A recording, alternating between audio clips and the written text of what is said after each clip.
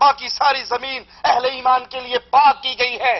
اس سجدے کا مرکز اللہ کی عبادت، اللہ کے گھر بیت اللہ، مساجد، اس کا مرکز قبریں نہیں ہے، دربار نہیں ہے، درگاہیں نہیں ہے، حضرت و شیخ نہیں ہے، پیر و مرشد نہیں ہے۔ فرشتے بھی اللہ کو سجدہ کرتے ہیں۔ ترمذی میں ہے، امام الانبیاء علیہ الصلوۃ والسلام فرماتے ہیں، جو میں دیکھتا ہوں وہ تم نہیں دیکھتے، جو میں سنتا ہوں وہ تم نہیں سنتے، اور میں آسمان کے چیخنے کی آوازیں سنتا ہوں، اور آسمان کو لائق ہے کہ وہ چیخے۔ کیوں؟ آسمان میں 4 انگلیوں کے برابر بھی کوئی ایسی جگہ نہیں ہے جس پہ کوئی نہ کوئی فرشتہ اللہ کے لیے ساجد نہ ہو۔ آسمان پہ 4 انگلیوں کے برابر بھی کوئی ایسی جگہ نہیں جس میں کوئی فرشتہ اپنی پیشانی کو مالک کے سامنے جھکائے بنا۔ یہ سجدے عبادت ہے جس کا حقدار صرف اللہ ہے۔ یہ سجدے کسی غیروں کے لیے نہیں ہو سکتے۔ نبی کریم صلی اللہ علیہ وسلم نے جب بعض صحابہ کو دیکھا جو نئے نئے مسلمان ہوئے تھے، کافروں کے بادشاہوں کے ساتھ ان کے درباریوں کا ماحول دیکھ کر وہ نبی کے سامنے سجدہ ریز ہوئے تو اللہ کے رسول صلی اللہ علیہ وسلم نے منع کر دیا۔ امام ابن کثیر رحمہ اللہ سورۃ یوسف کی آیت نمبر 100 کی تفسیر میں یہ روایت بیان کرتے ہیں، سیدنا سلمان رضی اللہ عنہ وارضاہ جو ابھی نئے نئے مسلمان ہوئے تھے، وہ مدینے کے راستوں میں سے کسی راستے پر اللہ کے حبیب علیہ الصلوۃ والسلام کو ملے تو انہوں نے آپ کو سجدہ کیا۔ سیدنا سلمان نے امام الانبیاء کو سجدہ کیا تو رسول کریم صلی اللہ علیہ وسلم نے فرمایا، لا تسجد لی یا سلمان، لا تسجد لی یا سلمان واسجد للحی الذی لا يموت۔ اے سلمان، محمد کریم کو سجدہ نہ کرو، سجدہ اس کو کرو جس نے ہمیشہ زندہ رہنا ہے، اس پہ کبھی موت نہیں آنی۔ اس حدیث سے 2 باتیں سمجھ آ گئی۔ سیدنا سلمان کو سجدہ کرتے ہوئے اللہ کے رسول نے منع کر دیا، اے سلمان میرے لیے سجدہ نہ کرو۔ اب اللہ کے لیے سوال کرتا ہوں، وہ کلمہ پڑھنے والے لوگ جو کلمہ پڑھنے کے باوجود اپنے پیروں فقیروں قوالوں کے سامنے سجدے کرتے ہیں، ارے جب محمد کریم کو سجدہ نہیں ہو سکتا تو کسی پیر و مرشد کو سجدہ کیسے ہو سکتا ہے؟ دوسرا مسئلہ اس حدیث نے سمجھایا، واسجد للحی الذی لا يموت، سجدہ کرنا ہے تو اس ذات کو کرو جو ہمیشہ زندہ ہے اور اس پہ کبھی موت نہیں آنی۔ کیا مطلب؟ کہ محمد رسول اللہ نے ہمیشہ زندہ نہیں رہنا، ان پہ موت آنی ہے۔ یہ کہنے والوں جس نے کہا نبی مریں گے، نبی مر گئے، وہ گستاخ ہے، وہ واجب القتل ہے۔ کیا کہو گے؟ امام الانبیاء خود اپنے شاگرد کو یہ تعلیم دے رہے ہیں، واسجد للحی الذی لا يموت، سجدے کا حقدار تو وہ ہے جو زندہ ہے، لا يموت، اس نے کبھی بھی نہیں مرنا، اس کے علاوہ باقی سب نے مر جانا ہے۔ یہ تعلیم اگر اس میں رسول کریم کی گستاخی ہوتی تو نبی اس کی تعلیم نہ دیتے۔ لوگوں اللہ کے لیے سوچو، اللہ کے لیے غور و فکر کرو کہ اللہ کو سجدہ کرنا یہ عبادت ہے، اور اگر رسول کریم کو سجدہ جائز نہیں تو مائی کا وہ کون سا لال آج پیدا ہو چکا ہے جس کو یہ کلمہ پڑھنے والے دھڑا دھڑ اس کے سامنے اپنی پیشانیوں کو گرا رہے ہیں۔ ابو داؤد میں ہے، سیدنا قیس بن سعد نے ایک قوم کو دیکھا جو اپنے سردار کو سجدہ کرتی تھی، تو انہوں نے اپنے دل میں کہا کہ یہ اپنے سردار کو سجدہ کر رہے، اپنے وڈیرے کو سجدہ کر رہے، رسول کریم صلی اللہ علیہ وسلم زیادہ حقدار ہیں جیسے یہ قوم اپنے سرداروں کو سجدہ کرتی ہے۔ ہمیں چاہیے کہ ہم اللہ کے رسول صلی اللہ علیہ وسلم کو سجدہ کریں۔ انہوں نے اللہ کے نبی علیہ الصلوۃ والسلام کو اس قوم کی خبر دی کہ وہ قوم اپنے سردار کو سجدہ کرتی ہے، آپ زیادہ حقدار ہیں، ہم بھی آپ کو سجدہ کریں۔ تو اللہ کے رسول صلی اللہ علیہ وسلم نے فرمایا، اللہ کے لیے درد دل کے ساتھ چھیڑنا مقصود نہیں، چڑھانا مقصود نہیں، گالی دینا مقصود نہیں، یہ ہمارا مذہب ہی نہیں، اور نہ ہمیں محمد کریم نے اس کی دی صلی اللہ علیہ وسلم۔ ہمارا مقصود تو یہ ہے تم نے نسبت کلمے کی طرف کی ہے، اے کلمے میں امام الانبیاء کا نام لینے والوں، اے آذان و تکبیر میں میرے آقا کا نام لینے والوں، میرے نبی کی حدیثوں کو بھی اپنے سینے سے لگا لو۔ نبی کا نام لینے سے گزارا نہیں ہوتا، گزارا تب ہوتا ہے جب امام کائنات کی تباہ کی جاتی ہے۔ سنیے اللہ کے نبی کیا فرما رہے ہیں، ارائیت لو مررت بقبری اکنت تسجد له، اے قیس اگر تیرا گزر میری قبر پر سے ہو، یعنی میں فوت ہو کر قبر میں دفن ہو چکا ہوں، اور میرے صحابی تو میری قبر سے گزرے، کیا تو میری قبر کو سجدہ کرے گا؟ صحابی کہتے ہیں قلت لا، کہا نہیں اللہ کے نبی میں آپ کی قبر پہ سجدہ نہیں کروں گا۔ رک جائیے، اللہ کے لیے رک جائیے، رسول کریم کی اس حدیث کے ان الفاظ پہ اپنے قدموں کو روکیے۔ اگر آپ کو نبی سے محبت کا دعویٰ ہے، نبی سے پیار کے دعوے دار ہو، نبی اپنے صحابی سے پوچھ رہے ہیں، اے میرے صحابی تم میری قبر سے گزرے، کیا تو اس پہ سجدہ کرے گا؟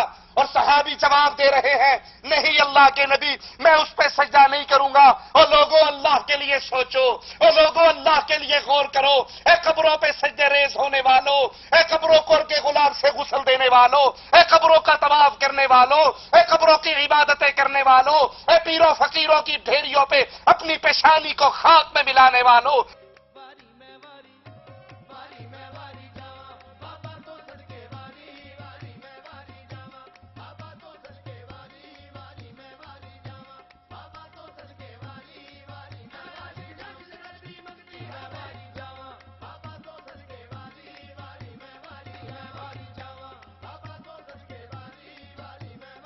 اگر محمد علیہ السلام کی قبر پہ سجدہ نہیں ہو سکتا تو باپا جی کی قبر پہ سجدہ کیسے ہو سکتا ہے؟ اگر رسول کی قبر پہ صحابی کہہ رہے ہیں آقا میں آپ کی قبر پہ سجدہ نہیں کروں گا، یاد کر لیجئے، ہمارے دعوے کو یاد کر لیجئے، رب محمد کی قسم کائنات میں محمد کی قبر سے پیاری کوئی قبر نہیں ہے۔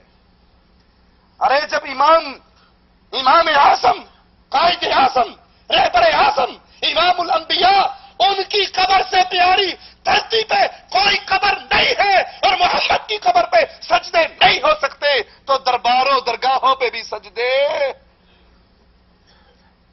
آقا میں آپ کی قبر سے اگر گزرا تو میں آپ کو قبر کو سجدہ نہیں کروں گا۔ آپ نے فرمایا قال فلا تفعلوا، اگر تو میرے مرنے کے بعد میری قبر پہ بھی سجدہ نہیں کرے گا تو میری زندگی میں بھی تجھے سجدہ کرنے کی اجازت۔ یہ سجدے تو عبادت ہے جو اللہ کے لیے کیے جاتے ہیں، اے میرے صحابی میرے لیے سجدہ نہ کرو۔ پھر امام الانبیاء نے فرمایا لو كنت آمرا احدا ان يسجد لاحد لامرت النساء ان يسجدن لازواجهن، اگر میں کسی کو حکم دیتا کہ وہ کسی غیر کے لیے سجدہ کرے، اگر شریعت محمدیہ میں غیر اللہ کو سجدے جائز ہوتے، اگر شریعت اسلام میں کسی مخلوق کو، کسی انسان کو اللہ کی مخلوق کے سامنے جھکنا روا ہوتا، اللہ کے حبیب علیہ السلام فرما رہے ہیں میں بیویوں کو حکم دیتا اپنے خامندوں کو سجدہ کرے۔ یہ حکم، یہ آرڈر عورتوں کو دیا جاتا، وہ اپنے خامندوں کو سجدہ کریں۔ لما جعل اللہ لہم علیہن من الحق، اللہ نے ان کے خامندوں کا ان کے اوپر اتنا بڑا حق رکھا ہے، اگر غیر اللہ کو سجدہ جائز ہوتا تو بیویوں کو حکم ہوتا خامندوں کو سجدہ کریں۔ مسند احمد میں ہے سیدہ عائشہ رضی اللہ تعالی عنہا، مومنوں کی ماں، صدیقہ کائنات، صدیق کائنات کی بیٹی، فرماتی ہے کہ رسول کریم صلی اللہ علیہ وسلم انصار اور مہاجرین کے گروہ کے ساتھ بیٹھے ہوئے، ایک اونٹ آیا، اس اونٹ نے آپ کے سامنے سجدہ کیا۔ صحابہ کرام فرمانے لگے یا رسول اللہ صلی اللہ علیہ وسلم تسجد لک البہائم والشجر، آقا آپ کے سامنے تو اونٹ سجدہ کرتا ہے، جانور درخت سجدے کرتے ہیں، اے اللہ کے حبیب علیہ الصلوۃ والسلام ہم ان کی نسبت زیادہ حقدار ہیں کہ ہم آپ کو سجدہ کریں۔ نبی کریم کے فرمان کو سننا، تعصب کی عینک کو اتار کر، تقلید کے اندھیروں کو چاک کر کے، بزرگوں اور بابا جی کے احترام کو احترام رسالت میں تول کے بزرگوں کا احترام کرتے ہیں، حضرتوں کا احترام کرتے ہیں، اولیاء اللہ کا احترام کرتے ہیں، سب کا احترام کرتے ہیں، لیکن محمد کے احترام کے بعد کرتے ہیں صلی اللہ علیہ وسلم۔ ہماری آنکھ میں کسی کا احترام محمد سے زیادہ نہیں ہے۔ احترام کیجئے، لیکن اگر نبی سے پیار زیادہ ہے تو فرمان رسالت پہ غور کیجئے۔ آقا علیہ السلام سے سائل صحابی سوال کر رہے ہیں، آپ کے سامنے درخت نے سجدہ کیا، آپ کے سامنے اونٹ نے سجدہ کیا، ہم زیادہ حقدار ہیں، ہم آپ کو سجدہ کریں۔ امام الانبیاء فرماتے ہیں اعبدوا ربکم، اعبدوا ربکم، اعبدوا ربکم، اپنے رب کی عبادت کرو۔ کیا معنی امام الانبیاء کے اس جملے کا؟ سجدہ میرے لیے کرنے کی بات کرنے والوں، یہ سجدہ عبادت ہے۔ اعبدوا ربکم، سجدہ جب بھی کرنا ہو رب کو کیا کرو، یہ رب کی عبادت ہے۔ وَأَكْرِمُوا أَخَاكُمْ، میں تمہارا بھائی ہوں، میری عزت کرو، میری تکریم کرو، میری مدد کرو، میرے ساتھ محبت کرو، لیکن سجدہ کر کے مجھے اللہ کا شریک نہ بناؤ۔ اعبدوا ربکم، سجدہ جب بھی کرنا ہو، عبادت جب بھی کرنی ہو اللہ کی، وَأَكْرِمُوا أَخَاكُمْ، میں تمہارا بھائی ہوں، میری عزت و تکریم کرو۔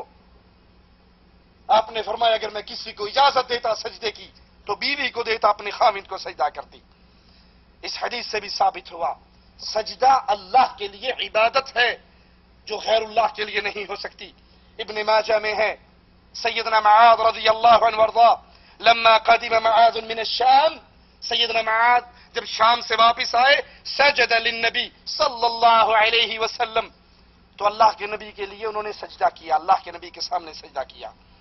امام الانبیاء نے پوچھا ما ھذا یا معاذ، اے معاذ تم نے یہ کیا کام کیا؟ اگر نبی کے لیے سجدہ کرنا جائز ہوتا تو آپ اس سے یہ پوچھتے یہ کیوں کیا، کیا کیا؟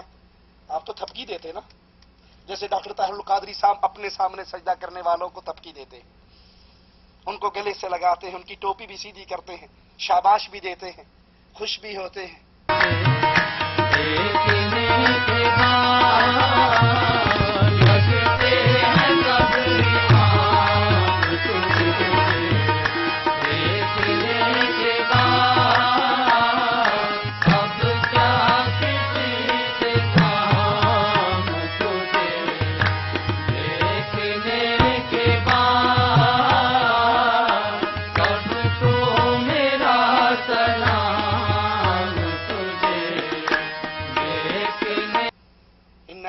وَإِنَّا إِلَيْهِ راجعون۔ معاذ یہ کیا کیا ہے، یہ سجدہ کیوں کیا؟ سیدنا معاذ نے کہا قال اتیت الشام، اے نبی میں شام سے آیا، فوافقتهم، میں نے ان کی موافقت کی، یسجدون لأساقفتهم، وہ اپنے بڑوں کی، وبطارقتهم، اپنے بزرگوں کی، سرداروں کی عزت کرتے ہیں، ان کے سامنے سجدہ ریز ہوتے ہیں۔ فوددت فی نفسی، میں نے اپنے جی میں کہا ان نفعل ذلك بک، اے رسول علیہ الصلوۃ والسلام، میں نے اہل شام کو اپنے پیروں فقیروں سرداروں بزرگوں کے سامنے سجدہ ریز ہوتے ہوئے دیکھا تو میں نے جی میں کہا کہ جو یہ اپنے بزرگوں کی عزت کرتے ہوئے ان کے لیے سجدے کر رہے ہیں، میں رسول اللہ صلی اللہ علیہ وسلم کے سامنے جا کر یہی عمل کروں گا۔ فقال رسول اللہ صلی اللہ علیہ وسلم، اللہ کے نبی نے فرمایا فلا تفعلوا، تم میرے لیے سجدے نہ کیا کرو۔ فلا تفعلوا، منع کر دیا، آرڈر جاری کر دیا، اور یہ تحریم کے لیے، حرام قرار دینے کے لیے آپ کی نہیں کا امر ہے کہ میرے لیے سجدے نہ کیا کرو، یہ سجدے تو اللہ کے لیے عبادت ہے۔ قرآن اور حدیث کے ان تمام دلائل کو اپنے سامنے رکھیے، قرآن اور حدیث کی ان باتوں کو اپنے سامنے رکھیے، اور اپنے معاشرے پر نظر دوڑائیے کہ ہمارے معاشرے میں کس طرح پیروں کی قبروں پہ سجدے ہو رہے ہیں، بابا جی کے درگاہوں درباروں پر سجدے ہو رہے ہیں۔ حالانکہ آپ کو یہ بتاتا جاؤں، ڈاکٹر پروفیسر طاہر القادری اپنے ایک خطاب کے اندر جو بابا علی حجویری کی خبر پہ ہوا